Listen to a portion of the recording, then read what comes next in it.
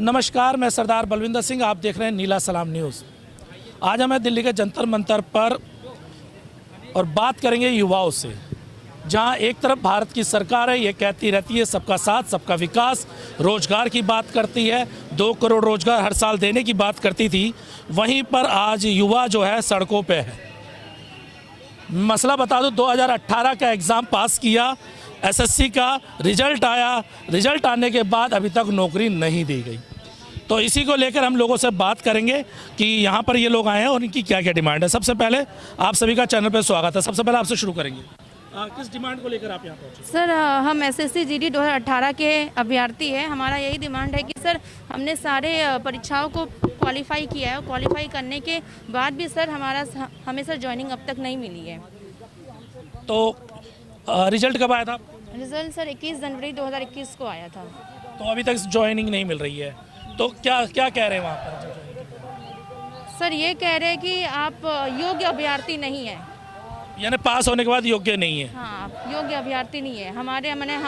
हमें जितने कैंडिडेट चाहिए थे वो हमने चुन लिए हैं, तो हमें और अभ्यर्थी नहीं चाहिए। इसके बावजूद कि सर सीटें इतने खाली है, फिर भी वो नहीं दे रहे। सर हम सर यूं ही डिमांड नहीं करते सर। हम सर घर में बैठे रहते, चुप होते, अगर हमें ये नहीं पता होती कि सीटें इतनी खाली है। जबकि सर सीटें 1,09,000 से ज़्यादा खाली है। ऊपर से जितने 54,000 कैंडिडेट जो ज्वाइन किए हैं, उसमें से भी 9,000 ऐसे अभ्यर्थी हैं जिन्होंने ज्वाइन नहीं किया है।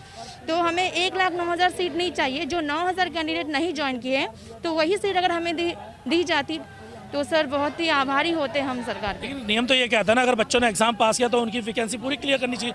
अगर आप जॉब निकाल रहे हैं तो उतनी ही जॉब निकालें ना जितने बच्चों की रिक्वायरमेंट है। आपको अगर बच्चों ने एग्जाम पास किया तो उन्हें नौकरी क्यों नहीं? यही तो सर हम भी तो यही पूछना चाहते हैं। तो 9,000 की बात करें कि सिर्फ 9,000 की बात कर रहे हैं बस। सर वो 54,000 में सर ऐसे 9,000 बच्चे जिन्होंने ज्वाइन नहीं किया। अगर सरकार वो खाली पदों को नहीं भरना चाहते तो ठीक है, लेकिन जिन्होंने ज्वाइन नहीं किया उनके बदले ही वो हमें दे दे, तो बस हम इसी में खुश हैं। जी, आप क्या कहें? यही कहेंगे कि सरकार हमें नियुक्ति दे और किसी भी हाल में दे, क्योंकि जब हम सब कुछ क्वालिफाई तो मतलब देना हक बनता है ना। उसके बाद क्या है कि हम लोग मतलब 2 साल वेतन नहीं लेंगे, हम लोग ऐसे सेवा देंगे, देश सेवा करेंगे, बस वर्दी चाहिए। अच्छा, वर्दी 2 साल आप कोई वेतन नहीं लेंगे लेकिन सेवा करना? हाँ, देश सेवा करना चाहते हैं, बस जुनून है कि हाँ वर्दी चाहिए और देश सेवा करना बस। जी, आप? जी सर, मैं छत्तीसगढ़ से हूँ, मेरा नाम सुनीता है। हम यही हमारा मांग है सर, ऐसे तो नहीं कि सरकार से हम भीख मांग रहे हैं। सारे क्वालिफाई किए हैं तभी यहाँ पर आए हैं, अपना अधिकार मांगने ही आए। हम भी देश सेवा करना चाहते हैं, लायक है देश सेवा की, क्योंकि हम सारे क्वालिफाई कर लिए परीक्षा। यही है कि सरकार हमें जल्द से जल्द हमारी वर्दी हमें वापस कर दे। हमारी वर्दी चाहिए, हमें हक है।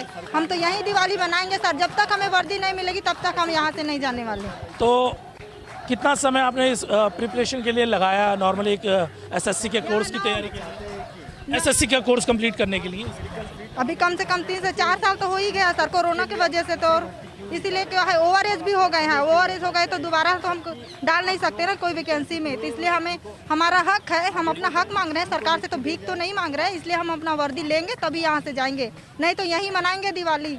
अच्छा, एग्जाम पास कर लिया आप लोगों ने, एग्जाम पास करने के बाद नौकरी नहीं मिल रही तो परिवार वाले भी तो परेशान होंगे।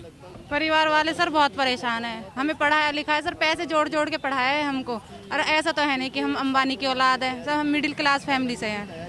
और सर परिवार वाले तो बहुत ज़्यादा परेशान हैं। अब कहते हैं छोड़, लेकिन सर कैसे छोड़ दें? 4 साल इतनी मेहनत की है तो अब कैसे छोड़ देंगे हम? अच्छा, 4 साल मेहनत करने के बाद अब कैसे छोड़ें?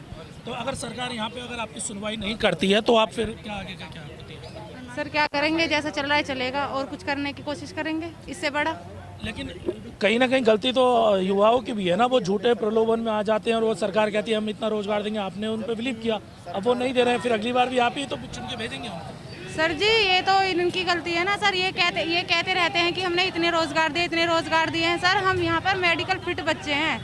इन्होंने हमने हर टेस्ट पास करके हम तब यहाँ पे आए हैं। कोई भीख नहीं मांग रहे हैं हम, जो हमारा हक है वो तो हमें मिलना ही चाहिए। चलिए, और भी युवा हैं, उनसे भी बात करें। हाँ जी, क्या कहें? मैं राजस्थान से हूँ, एसएससी जीडी 2018 का छात्र हूँ। मैं ये कहना चाहता हूँ कि जैसे सरकारी नौकरी आती है, उसका फॉर्म भरते हैं, फिजिकल होता है, मेडिकल होता है, कई सालों लग जाते हैं, लाखों रुपए उसमें खर्च होते हैं। देखिए, ये कोई भी अमीर घर से कोई नहीं है, सब गरीब बच्चे हैं, गरीब फैमिली से बिलोंग करते हैं, हज़ारों किलोमीटर से चल के जो है इतनी दूर आए हैं। अगर आप मुझसे पूछोगे कि भारत कहाँ है तो भारत यहाँ है, क्योंकि यहाँ देश के कोने कोने से जो है छात्र छात्राएं आए हुए हैं और ये सवाल कर रहे हैं कि बताइए प्रधानमंत्री जी, जब आप वादा करते हैं कि प्रत्येक वर्ष हम जो है 2 करोड़ रोजगार देंगे, तो फिर उन वादों का क्या हुआ। देखिए पिछली बार जब कोरोना आया 2 करोड़ लोगों का रोजगार जो है छिन गया। इस बार जब कोरोना आया 90 लाख लोगों का रोजगार छिन गया। अरे तो इसका जवाब कौन देगा?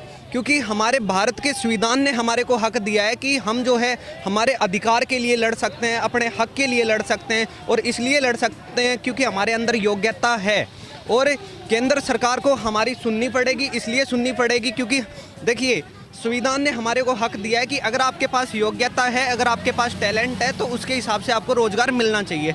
तो हमारी मांग ये है, या तो हमारे को जो है गवर्नमेंट, इनके पास जैसे इनके जो सांसद थे नित्यानंद जी राय, उन्होंने संसद में खड़े होकर ये बयान दिया कि जो है 1,11,000 पोस्ट हमारे पास खाली हैं, बाकायदा रिकॉर्ड है उनका, उन्होंने बोला था। तो हमारा यही सवाल है कि भैया जब तुम्हारे पास 1,11,000 वैकेंसी अगर खाली हैं, जब ये बच्चे कोरोना की वजह से जो है ओवरेज हो गए हैं, तो फिर इन बच्चों को ज्वाइनिंग दी जाए ना। आज इनका भविष्य जो है अंधकार में है, तो इनकी सुनवाई कौन करेगा? तो हम वही सवाल करने के लिए जो है पिछले 9 महीने से जो है यहाँ पे लड़ रहे हैं, दर दर की ठोकरें खा रहे हैं, लेकिन आज भी जो है ये सरकार हमारी सुन नहीं रही है। लेकिन मैं इस सरकार से कहना चाहता हूँ, अगर आप युवाओं की नहीं सुनोगे तो फिर युवा आपकी क्यों सुनेगा? आप हमेशा जो है मन की बात करते हो। अरे भाई साहब, हमारी भी तो मन की बात सुन लो, इन युवाओं की भी तो मन की बात सुन लो। आज ये अपने परिवार को छोड़ के सोचिए, दीपावली का मौका है, अरे किसका मन नहीं करता घर जाने का? सबका करता है, हमारा भी करता है। मेरे घर से फ़ोन आता है कि बेटा आ जाओ, लेकिन क्या करें, फिर भी अपने हक के लिए लड़ रहे हैं, अपने अधिकारों के लिए लड़ रहे हैं, और तब तक लड़ेंगे जब तक ये सरकार हमारी बात नहीं मानेगी। और अगर हमारी सरकार अगर बात नहीं मानेगी तो इनको जो है खामियाजा चुकाना पड़ेगा, और आने वाले टाइम में जो है उसका परिणाम इनको भुगतना पड़ेगा। सर कैसा परिणाम भुगतेंगे, क्योंकि सरकार में तो वापस वो आ ही जाते हैं। जी हाँ जी, मेरा नाम उपेंद्र यादव है, साथ ही मिलेगा। यूपी गाजीपुर से हूँ। अच्छा, गाजीपुर से। जी सर, मैं यही कहना चाहता हूँ सरकार को कि हम लोगों ने लगभग 9-10 महीना से यहाँ पे प्रोटेस्ट किया है। 27 तारीख को हम लोगों ने पटेल चौक पर मतलब प्रोटेस्ट किया था, वहाँ लाठियाँ बाजी गई थी। वहाँ बाजने के बाद हम लोग को 15 दिन के लिए यहाँ पर परमिशन मिले। मैं सरकार को यही कहूँगा कि सर यहाँ पे बहुत परेशानियाँ हो रही है, खाने का, पीने का, रहने का, तो सरकार हम लोग की मांगे मान जाए, क्योंकि हम लोग कोई ज़्यादा तादाद में है नहीं, जितनी सीटें बची है भाई उससे भी बहुत कम है। तो सरकार हम लोग की मांगे मान कर हम लोग की जो मांग है वो पूरा कर दे, बस ये है। लेकिन उत्तर प्रदेश, आप गाजीपुर से शायद गलत नहीं तो उत्तर प्रदेश से हैं, तो उत्तर प्रदेश में जो बड़े बड़े बैनर हमने होर्डिंग देखे, अभी हम सर्वे करने गए थे, वहाँ 4.5 लाख नौकरी रखने की बात कही है कि 4.5 लाख लोगों को रोजगार दिया। क्या उसमें आपका नंबर नहीं आया? जी सही बात है, मैंने भी यहाँ दिल्ली में भी देखा है 4.5 लाख का बैनर देखा है। मैं भी सोचता हूँ कि ये कहाँ से आ गई नौकरियाँ। मैं कहाँ था, मैं तो यहाँ पर उसी चीज़ में बिछड़ा हुआ इस जंतर मंतर पे आ गया। मुझे 4.5 लाख की नौकरियाँ तो दिख नहीं रही है, अगर दिखती तो मैं यूपी से आकर यहाँ जंतर मंतर पे धरना नहीं देता। जी, आप कुछ कहेंगे? जी, मैं मध्य प्रदेश के शाहजहाँपुर ज़िले से हूँ। मेरा नाम है हाँ, मध्य प्रदेश के शाहजहाँपुर से हूँ, और मैं पिछले यहाँ पे 7-8 महीनों से प्रदर्शन कर रहे हैं। 4-5 बार आ चुका हूँ इतनी दूर से। यहाँ पे दिक्कत तो बहुत होती है रहने खाने की। तो जो वैकेंसी थी 2018 में निकली थी 60,210 पदों पर, इसमें सरकार ने 54,915 पद भरे गए, बाकी को खाली छोड़ दिया, ये कहकर कि हमारे पास योग्य अभ्यर्थी नहीं है।